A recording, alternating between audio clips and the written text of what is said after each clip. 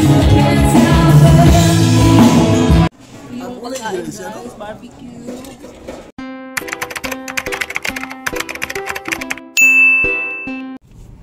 Hello guys. Today pala guys, aalis pala kami ngayon. Kasama ko si Summer and si Noah. Pupunta pala kami ngayon sa ano guys, meron kong there's Noah. Meron akong ini-meet ngayon, yung mga ano ko, yung mga kaklase ko dati sa college. Makikita kami ngayon guys. Yung isa, galing siyang Jeddah. Tapos yun ko, may pinuntahan sila dito sa Riyadh, kaya minessage niya ako kung pwede kami magkita. Buti na lang timing din guys na naka-off ako ngayon, kaya magkikita kami. Tapos yung isang kasama din namin guys, actually nandito yan siya sa Riyadh pero hindi kami nagkikita. Matagal kaming hindi nagkita or hindi kami nagkikita kaya nandito kami sa Riyadh. Kaya timing din na nag-off din siya, kaya magkikita-kita kami ngayon ng mga friends ko. So, let's go!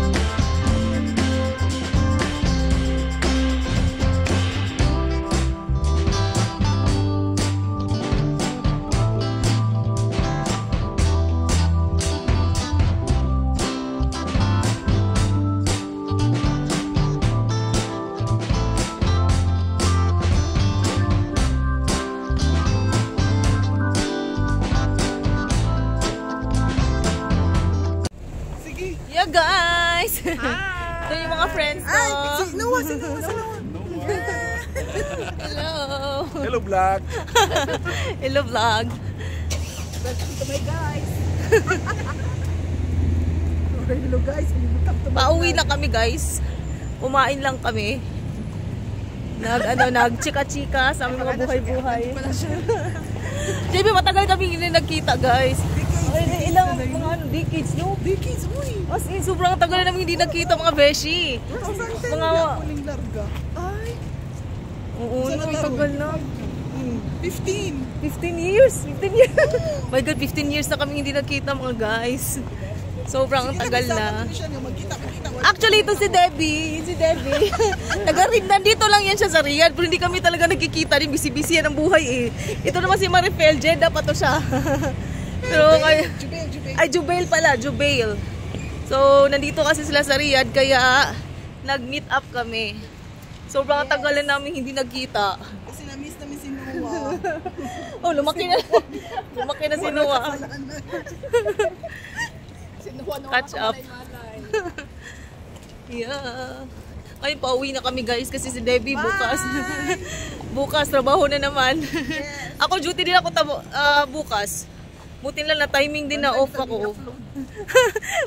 I-upload ko din, uy.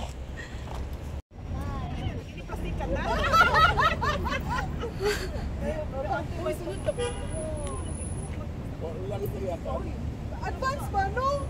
Hindi pa kadaghanan sa plano. Mauna na lang ang duty. Gawa ng paraan. Sige. Basta makalimutan.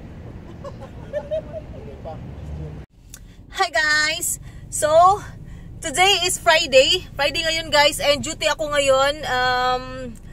Ang duty ko ngayon is night shift ako ngayon guys.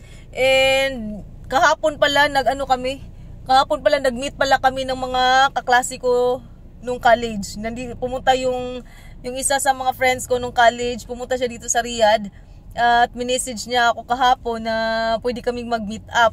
So, nakita kami kahapon. Buti na lang talaga kahapon is, naka-off ako kahapon. Kaya, nagkita kami. So, matagal kami hindi nagkita guys. Sobrang, siguro mga 15 years na kami hindi nagkita. Ako din kasi wala na akong balita-balita din kasi busy-busyhan din kasi yung buhay ko. Parang lately kasi matagal akong hindi hindi nag-Facebook. Wala akong social media hindi ako nag-social media ng masyado lately kasi na busy nga yung buhay ko guys. Ang dami kong inaasikaso kasi guys. Kaya, so marami akong ginagawa kasi kaya medyo na-busy ako lately. Hindi ako nakapag-Facebook at matagal na talaga akong hindi nag-Facebook guys. Parang feeling ko kasi pag nag-Facebook ako, parang parang nagiging unproductive ako pag nag-Facebook ako guys. Kaya lumaylo talaga ako sa Facebook at nag-focus na lang sa buhay-buhay ganun. Kasi mas nakakapag mas marami akong nagagawa pag hindi ako masyadong nag-social media. Ngayon, pati YouTube ko guys na napabayaan ko din. Lately lang, last month lang, minessage din ako ng YouTube guys na nag-email sila sa akin na matagal na daw akong hindi nag-upload. As in, siguro guys, mga 6 months or 8 months akong hindi nag-upload. Kaya binigyan nila ako ng ultimatum guys.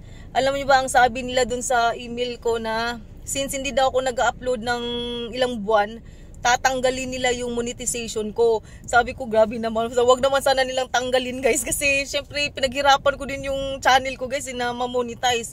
Tapos ngayon na hindi nga ako nag-upload, tatanggalin daw nila yung monetization ko. Actually, binigyan nila ako ng 30 days. 30 days na kung hindi pa din ako mag-upload within 30 days, tatanggalin nila yung monetization ko guys. Kaya, tatanggalin nila yung monetization ko. Kaya, during that time na nabasa ko yung email nila sa akin, as in, nag-upload agad ako guys. Natakot akong tanggalin yung ko guys. Natakot akong tanggalin yung monetization ko. Sayang naman, di ba? Tatanggalin nila kung hindi pwede yung ganun. So, nag-upload ako agad-agad on that day na inabisuhan ako ng YouTube na kailangan ko mag-upload within 30 days. So, nag-upload ako agad. Kaya, so, ito guys, papunta na ako sa work. And yun nga yung nangyari guys. Yun yung balita sa akin ng YouTube, dahil nga hindi ako nakapag-upload ay tatanggalin nila yung monetization ko. Kaya na-busy lang din talaga kasi ako lately guys. Sobrang wala talaga kung time mag-upload. Actually ang dami kong mga videos na nakatingga lang dyan sa cellphone ko. Hindi ko pa sila na-upload, mga last year pa yun guys. Pati yung mga Christmas party namin. Kasi ang dami kong video guys eh. Hindi ko lang talaga sila ma-edit at hindi ko sila na-upload kasi na-busy ako. Kaya ngayon, hopefully makakapag-upload na ako ng madalas. Dahil nakakatakot din na baka tanggalin nila yung monetization ko. Sana ay, wag naman sana guys. Kasi mahirap eh. And so kaya yun guys, kahapon nga pininto ko sa inyo, nagkita nga kami ng mga friends ko. Kaya ang nangyari lang din sa pagkikita namin ay nagkikipag marites. Magandang syempre matagal kami hindi nagkita guys, kaya marami din ako nakukuhang info sa kanila. Kasi hindi na kami nagkikita eh. Hindi rin ako nagpi-Facebook. Wala din talaga akong balita sa mga ibang friends namin kung nasaan na, ganito, ganyan, kung ano nang buhay, ano nang balita. Kasi hindi nga din ako nagpi-Facebook. So since nagkita kami kahapon, medyo na-updated. na-update ako sa mga ganap-ganap. Ano yung mga ganap-ganap sa buhay.